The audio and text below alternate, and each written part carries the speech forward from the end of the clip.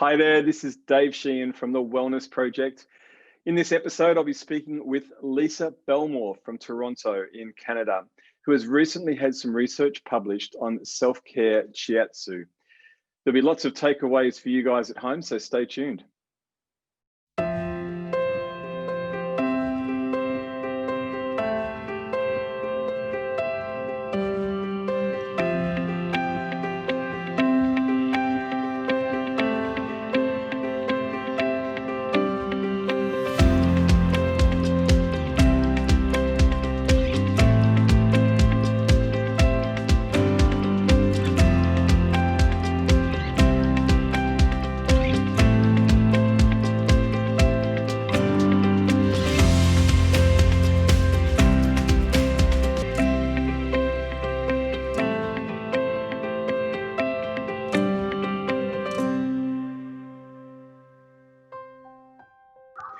Welcome to the Wellness Project. This episode, I'm talking with Leisa Bellmore in Toronto, Canada.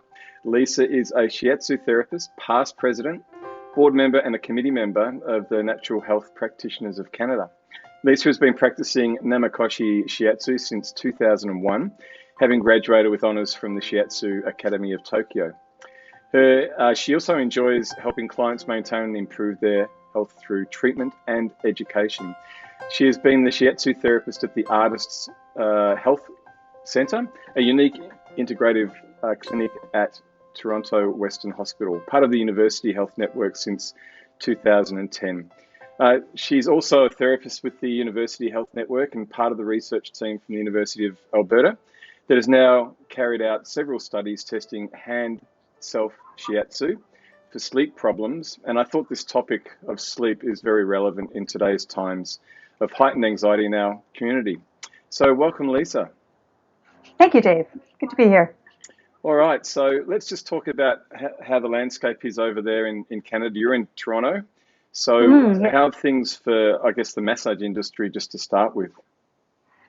Well, you mean since COVID, I'm assuming. Correct. We were in lockdown for a number of months, and I think it was about 3 weeks ago that massage therapists were able to go back to work.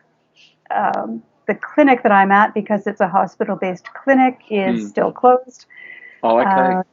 Yeah, they only want us to see people for urgent or emergent care. Sure. So we're sort of holding back on that. It's a bit complicated because we're also moving to a new space, which was supposed to happen in June. So that's been pushed back to the end of August, and we'll be able to open and see patients regularly then. Looking forward to it. And the practitioner that is working out of a standard clinic, what's the setup there at the moment? I guess things have changed as far as hygiene and requirements to wear masks, etc. Exactly. So both practitioners and patients have to wear masks. There are cleaning protocols in effect. So it means scheduling a lot more time in between patients, not only to allow for cleaning, but to allow for distancing in reception areas and common areas. So it means we're seeing less patients, but at least we're able to see patients again and provide hands-on care. Okay. Now, as per the introduction, it's quite a mouthful to get through, Leisa. Now, most people have 24 hours in the day. I'm guessing you've got a couple of extra bonus hours every day to be able to fulfill everything that you're doing, except one thing, and I relate to this because I run workshops as well, but you, over time, you've been developing and running a number of different workshops. Do you want to just explain what you're doing? I guess they've all sort of had to be shut down for the moment, or where you're at with that? Yeah. Sadly, I had some bookings in Europe to teach shiatsu workshops in May, and of course they were canceled. I had more booked for October, which I think are going to be postponed or at least turn into an online forum. I do teach workshops around the world for manual therapists, teaching massage therapists how to integrate shiatsu into their practice, teaching advanced shiatsu techniques to shiatsu therapists. I teach self-care workshops for manual therapists as well. So I do have some online offerings coming up in the near future. Okay. But no concrete plans. You've also done a bunch of webinars for us over here in Australia at one stage too. That's right. So you stretch those wings out a little bit. That's great. Or hopefully things get back to normal at some stage so you can get back to Europe and teach your workshops. Now, let's turn over to the Give a Hand to Sleep Hand self-Shiatsu to promote sleep in veterans and their family members. This is the title of the study. Is that correct? Yes, this is the third study that I've been a co-investigator on with this research team. So the other two use the same hand self-Shiatsu protocol to improve sleep, but with different populations. So the first one was with people experiencing chronic pain. The second one was with adolescents and youth who have chronic pain. And then this third one was with military members and veterans and families. Okay. Yeah, so do you want to unpack some of the findings you've covered off on 3 different cohorts there. So do you want to sort of discuss what the findings were? Sure. And there was also a fourth study that used the same protocol that I wasn't involved with, and that was with young athletes post-concussion. So our results showed in our objective data, showed trends towards improvements, although no significant changes, no statistically significant changes. But our subjective data, when we asked people about their sleep, and we used a number of different sleep measures that are validated questionnaires, we found that they had subjective improvements. So they felt that their sleep quality had improved, and they felt that they were more rested the next day. And with our first study, they felt that people experiencing chronic pain, they felt like their pain had decreased as well. So, interesting. Yeah, there's definitely some promise there, and I think a need to explore it with a larger cohort. We did see improvements. Sorry, I just cut you off. Sorry, we did see improvements, and I think part of the bonus of this is that it's a non-pharmacological treatment, right? Sure. So we need things like that for sleep because pharmaceuticals over a long term just aren't recommended. Yeah. No, and for something sure. Something like this really puts the user in control, and I think that's very valuable. It increases their self-efficacy and their positive outlook. And sometimes when we read, or when some people read research and they see it as subjective, objective, the subjective sometimes gets pushed aside. Would you agree with that in some ways? And from a manual therapy point of view, sometimes that's very, very important in respect to looking at that side of things. And when it comes to sleep and I guess mental health and awareness, that's what you're talking about there as far as the outcomes that were gained through the studies. Indeed, yeah. I think the subjective measures can be just as important as the objective. How a person experiences something is very valid. And that, from all of our studies, that told us that the intervention was acceptable to people. They found it easy to learn, which is fabulous. They found it easy to do. They said they would recommend it to other people. So there were some real positives, even though we didn't see a big change in the objective data. Okay. And from that study, the next step out from that was that there was a creation of a website and also an app? Yes. So for our second study, we did filmed a video that people could refer to help them adhere to the actual protocol. And funding that we got for that study allowed us to do that. Funding for our third study from Veterans Affairs Canada allowed us to create the website that hosts the video, and we created an app as well. So it's freely accessible to absolutely anyone. That's brilliant. Fantastic. Yeah, we were hoping we could get it out there to as many people as possible so that we can help people to sleep better. Yeah. Well, it'll be shared out here in Australia. We get quite a number of views on this show, so I'm sure that we'll get a bunch of downloads to people over here as well, which is a fantastic thing. Great. Yeah.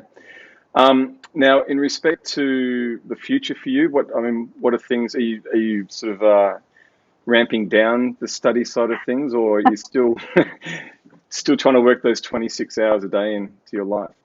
Still, surprisingly, without doing any clinical work over the past, I don't know, 4.5 months now, I've been still quite busy. So I'm a co-investigator on a study on the safety, a systematic review on the safety and risks of Shiatsu. We're early on in that, but I'm looking forward to working more on that now. I've just finished my Master of Science and completed my dissertation for that successfully. Congratulations. Thank you. And yeah, there are a couple of other research projects sort of on the go. I'm still doing knowledge dissemination with the website on the hand self-Shiatsu, so that's taking an awful lot of time as well. The actual journey of getting into research for you, did you come into it with some sort of bachelor's degree, or what's your background there, or did you, yeah? I didn't. I had, I was just really interested in research, and I heard a great quote the other day. It was from Chris Hadfield, the astronaut, and he said, "Science is just formalized curiosity." Mm-hmm. I think that sort of sums it up for me. I'm really curious. I love to learn new things. I love to explore new things and new experiences, and I think that's what got me into research. I was doing presentations for the Alzheimer's Society once, and I was told there's a big Alzheimer's Disease International conference coming up. You should put in an abstract to present. So I put in an abstract for a poster presentation, and surprisingly was accepted. Mm. And that led to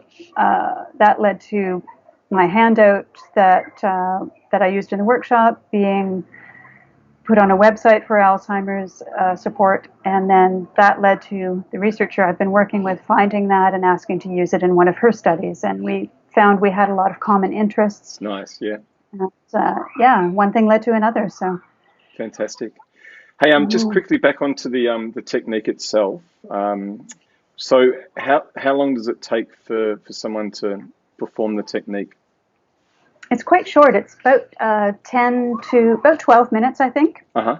Normally, ranging between 10 and 15, maybe, depending on how fast someone goes. Yeah. And it's just a series of Shiatsu points on the dorsum and the palm of the hands and the fingers.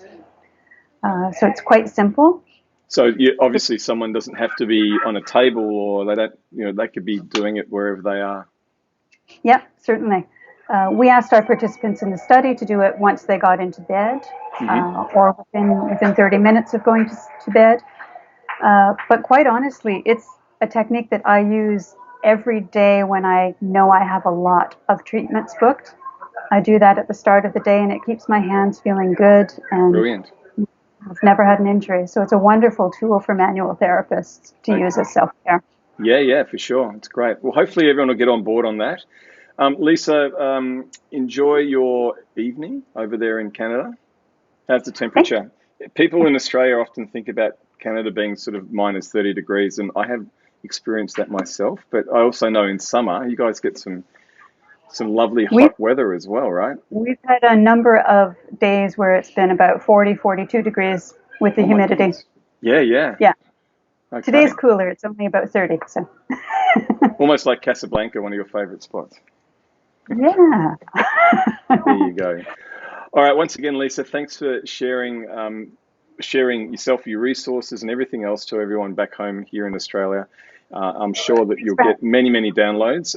And if people have got any questions, I think via that website, people will be able to contact you and see if you've got, if they need any more information. Certainly.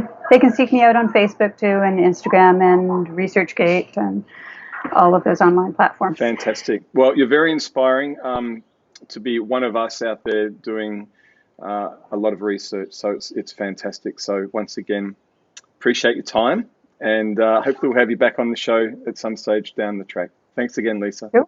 Thanks for having me on. Bye-bye.